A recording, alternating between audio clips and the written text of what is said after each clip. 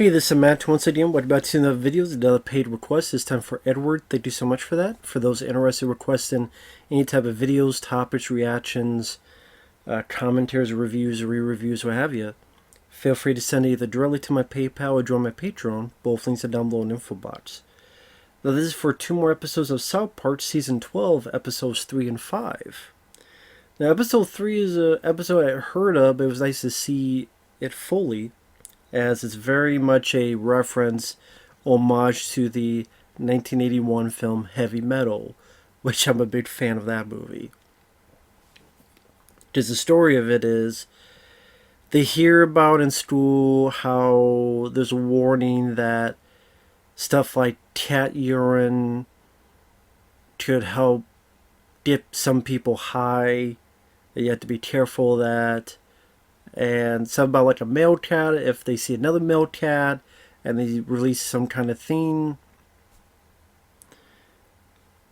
they decide to do it, the kids do it, and Kenny is the subject. And when Kenny hits it, he hallucinates, and what he hallucinates is heavy metal. So he hallucinates like a very scantily clad girl.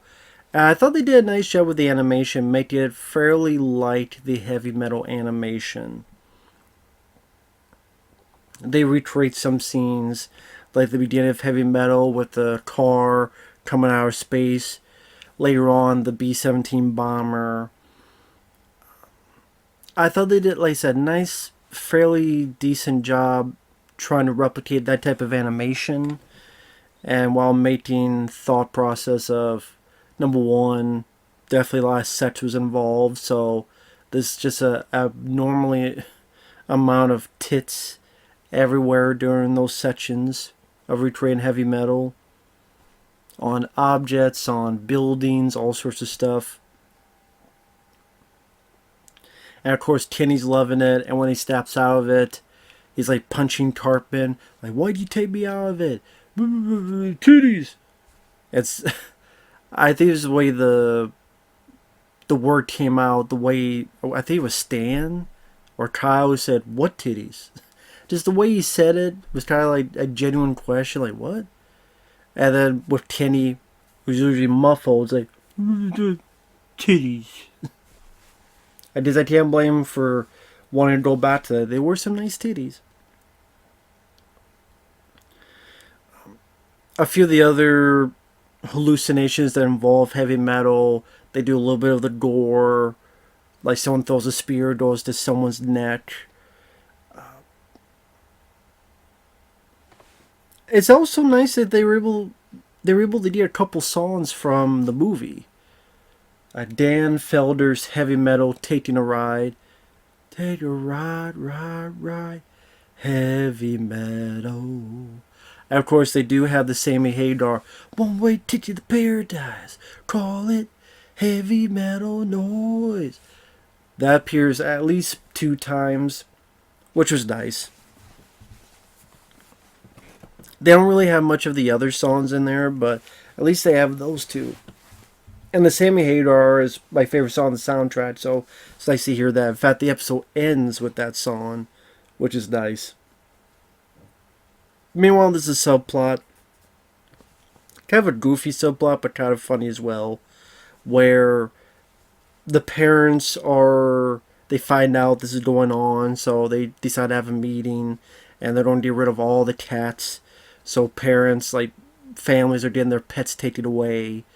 But Cartman, he is kind of doing the Diary of Anne Frank, where he has 1 cat in an attic, then 2 or 3 or 4. I thought, oh man, are they don't get to like a Schindler's List parody where the cats are put onto some train and where Cartman's watch it, but no, it's more of a, like I said, parody of Diary of Anne Frank. And then he gets into how Kyle's dad gets high, and he was like the guy that started this whole protest in the first place, but apparently he used to get high on this, and he gets high again, and he's the one that visualizes the B-17 bomber type from Heavy Metal. Him and Kenny both get high and do like a joust with creatures, but in real life they're really They try to fight each other in this little sand pit.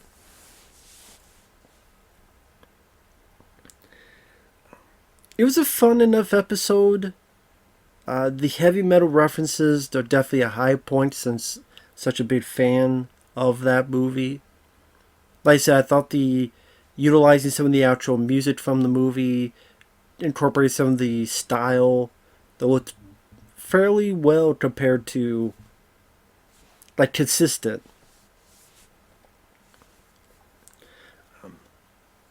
I thought they did a nice job, and it was nice to see sort of a different type of animation. They've done that a handful of times before, like the episode where there were segments that looked like an anime. So it was nice to see that incorporated into this as well. I just am a bit bummed that the other kids didn't get to experience their hallucinations, like what Cartman or Stan and others' reactions would be in seeing a heavy metal type of universe. Sadly, we don't get to see that. Even if it was like one scene where it had like a group high moment, I think that would have been fun to witness. But it is what it is. But overall, I did really enjoy the episode. Episode 5, I mean, not as much. It was okay. Pretty much Mrs. Garrison wants the sex change back to Mr. Garrison. He's told you can't. But then he's also witnessing on TV some procedure, like the rat with like a human ear. There's gotta be a way to have my penis or whatever cloned or brought a part made. Well, it's a lot of expensive experimental. He does it, and so a good chunk of that subplot is the mouse with a dick on it escaping. Every woman who sees it goes, ah! There's like a running gag. And it's pretty much kind of just showcasing how many times Mr. Garrison can say, you saw a penis, or where's my penis? I guess it depends how you feel about that consistently being said over and over again. I would say the other the subplot was a little bit more fun, which is since the Garrison is busy, they need a new teacher, and somehow they picked Cartman. I forget how they did it. And while he does nothing, the kids want to work, he still gets the credit, and so he's going to go to an inner city school. And then it becomes like a parody of Stand and Deliver, where Cartman's looking like Eric James Olmos with the glasses and the hair. He's trying to sound like Eric James Olmos with SA, and he has this repeated phrase of, what to help these kids? What can I do to help these kids? SA, He just keeps saying it over and over again. It was interesting to see a different style of Cartman. And very much, instead of teaching the class how to succeed, is teach them how to cheat properly.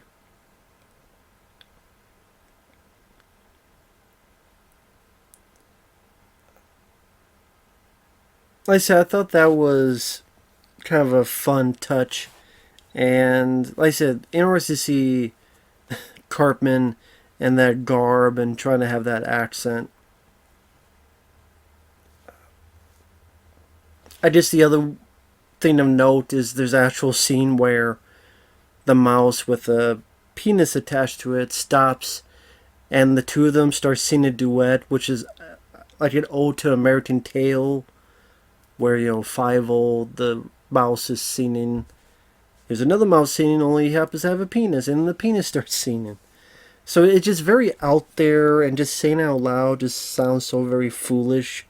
So again, I guess that'll depend how you feel about the episode. I mean, I'm not big on the Mr. Garrison, Mrs. Garrison, whatever the fuck character. I'm not that interested in him. I thought the whole dad kind of ran his course with the penis mouse thing. Like I said, the Cartman subplot I thought was more interesting, has a bit more funny bits. Definitely not as good as the heavy metal episode, but it was a time waster. Yeah, it is what it was what it is.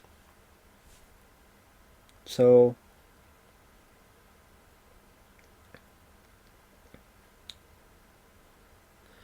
I did like the bit with the basketball game where Cartman is playing basketball with this kid who doesn't want to be part of the class. And okay, let's play one-on-one basketball. And Cartman cheats in all sorts of variety ways. You cheated. Yes, I cheated. But look at the scoreboard. Still says I'm winning. I did like that scene.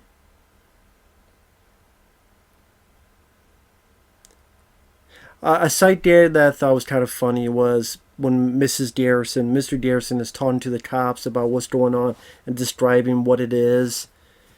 The cops show a drawing. It's a drawing of pretty much Mickey Mouse with a big penis. Or as much as Mickey Mouse as they could without getting sued. Maybe Steamboat Willie. Maybe Steamboat Willie with a penis. But that was kind of a funny sight gag.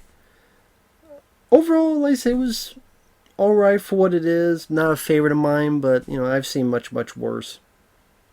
So with that said, thanks for watching. Take care, and we will see you guys later.